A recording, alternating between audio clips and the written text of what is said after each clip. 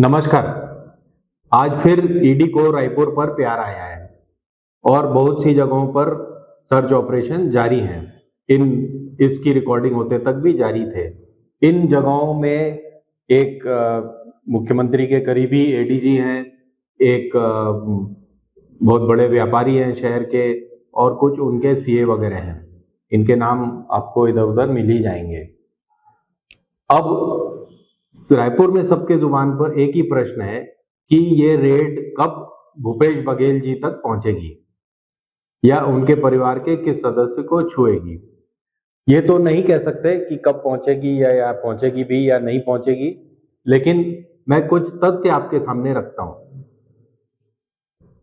पहला तथ्य यह है कि चिदंबरम, सोनिया गांधी, राहुल गांधी, कमलनाथ जी के भतीजे और शशि थरूर, ये वो लोग हैं जिनके द्वार तक या तो ईडी पहुंची है या कोर्ट केसेस पहुंचे हैं या उन्हें जेल तक हो गई है। अब दूसरी बात, बघेल जी के जितने भी उनके अपने स्वस्थ एडवाइजर हैं, उनके जितने भी ब्यूरोक्रेट्स हैं जो उनके करीबी और उनके सलाहकार माने जाते हैं, उन तक रेड टीम पहुंच चुकी हैं। कोयला ट्रांसपोर्टेशन मामले में उन्हें कुछ लोगों को धरा जा चुका है, कुछ लोग ईडी की गिरफ्त में हैं, एक आईएएस ऑफिसर अंदर है, कुछ आईएएस ऑफिसर्स के यहाँ रेड हो चुकी है, एक डिप्टी सेक्रेटरी अंदर है, और सबसे जो इनकी मुख्य कड़ी है वो है सूर्यकांत तिवारी और सुनील अग्रवाल, जो अभी ईडी की गिरफ्त में ही हैं और जहां से ये सारे पर्चे निकल रहे हैं। तो ये हुए कुछ तथ्य। अब कुछ दूसरे तथ्य देखिए। जब भी ईडी की रेड होती है छत्तीसगढ़ में, जो कि ये पिछले कुछ 6-8 महीने से जारी है लगातार, और लोग इसे इलेक्शन से जोड़कर देखते हैं, तो दो बहुत महत्वपूर्ण चीजें होती है। एक कि ईडी की रेड का हल्ला कहीं भी नहीं होता, कहीं भी ये नहीं दिखाया जाता कि इस रेड में इतने करोड़ की प्रॉपर्टी पकड़ी गई या नोटों के ये बंडल हैं, या ईडी की तरफ से खुद कुछ होकर प्रेस रिलीज नहीं दी जाती। ये सिर्फ छत्तीसगढ़ के मामले में है, जबकि आप देखेंगे झारखंड के मामले में जितने भी ब्यूरोक्रेट्स के यहाँ वहां रेड हुई, उनके घरों के वीडियोस दिखाए गए। वेस्ट बंगाल में जितने भी मंत्री वगैरह पकड़े गए हैं, उनके घरों में नोटों की गड्डियों की कई दिनों तक दिखाया जाते रहा उसे। ये सब होता है, लेकिन छत्तीसगढ़ के मामले में ये नहीं होता। इसके दो कारण हो सकते हैं, या तो ईडी को कुछ मिल नहीं रहा तो वो दिखाएं क्या और बताएं क्या, और दूसरा समझ नहीं आ रहा कि क्यों नहीं बताते। छत्तीसगढ़ के मामले में नेशनल प्रेस भी कोई ध्यान नहीं देती, लोकल प्रेस तो आप छोड़ ही दें। तो ये एक बहुत महत्वपूर्ण पहलू है, इसे आप आसानी से ना लें। क्यों? क्योंकि जैसे ही ईडी की रेड होती है उसके तुरंत बाद मुख्यमंत्री बघेल जी को प्रधानमंत्री मोदी मिलने का समय देते हैं।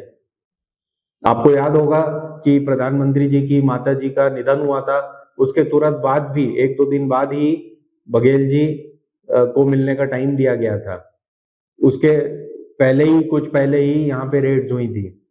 इसी तरह एक बार और उन्हें मिलने का टाइम दिया गया रेड के तुरंत बाद, जब प्रधानमंत्री जी ने उनकी प्रशंसा की थी कि मिलेट के बार बार खोलने चाहिए, मिलेट के कैफे खोलने चाहिए, और आते ही यहाँ पे मिलेट के कैफे खुल गए। एक तो कृषि विश्वविद्यालय में है और एक यहाँ म्यूजियम के पास है कहीं पे। तो ये बड़ी महत्वपूर्ण कड़ी आप मान सकते हैं। अब आते हैं कि इन रेड्स का और इन राजनीतिक हालातों का अडानी जी से क्या संबंध है।